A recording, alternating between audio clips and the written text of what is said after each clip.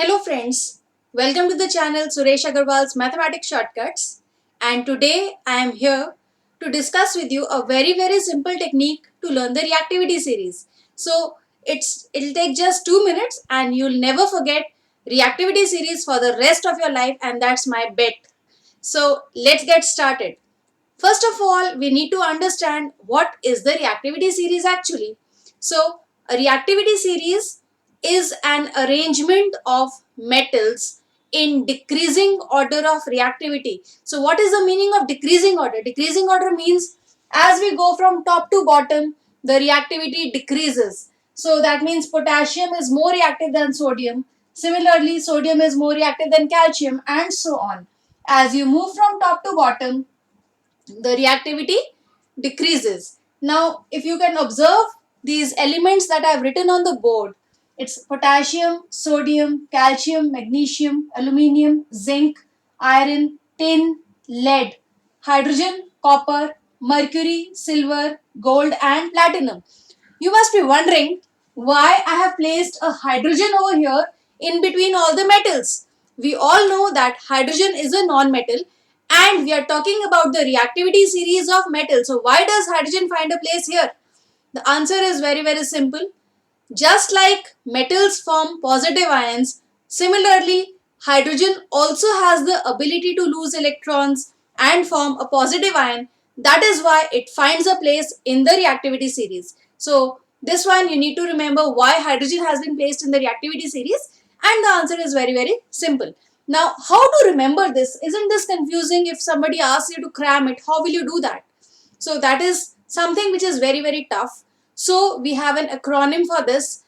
I'll just tell you a mnemonic using which you can very easily remember the reactivity series. So I'll be writing it on the board. You can note it down or you can take a screenshot. It's going to be please send Charles monkeys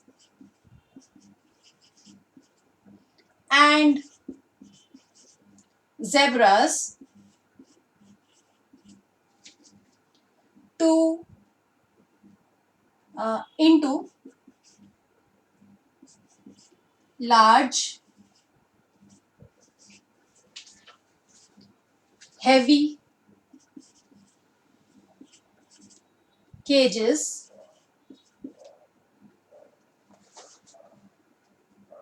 maintained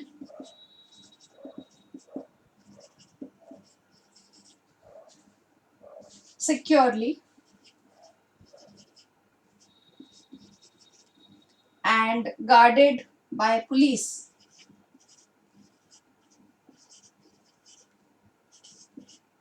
So isn't it easy to remember? You just need to remember this sentence.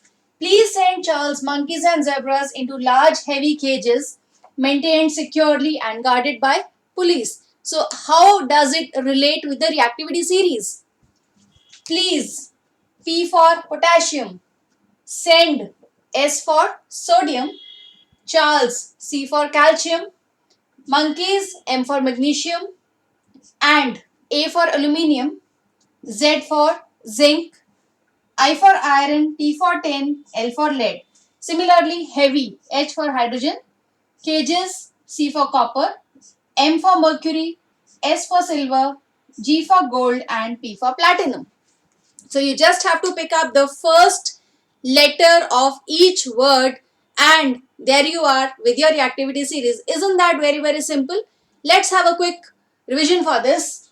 Please send Charles monkeys and zebras into large heavy cages maintained securely and guarded by police. So that's it. Very easy way to remember the reactivity series, and just by remembering this simple sentence which you can very easily memorize, you can reproduce the reactivity series whenever you require, especially when you are talking about displacement reactions. You need to know whether the element is more reactive or less reactive. You have to compare the two metals, whether they are more reactive, which is more reactive, which is less reactive. In such a situation, just remember the sentence. Please send Charles monkeys and zebras into large heavy cages maintained securely and guarded by the police. And there you are with your reactivity series. Without any hassles, you can easily attempt any question related to displacement reactions with the help of this simple sentence. So just keep watching this channel for more such interesting videos, and don't forget to hit the like button if you like the contents of our channel. And also we have a website, that is www.sureshagarwal.in, and you can surely visit this website for some more fantastic study material related to both maths and science. So that's it for now. Have a good day.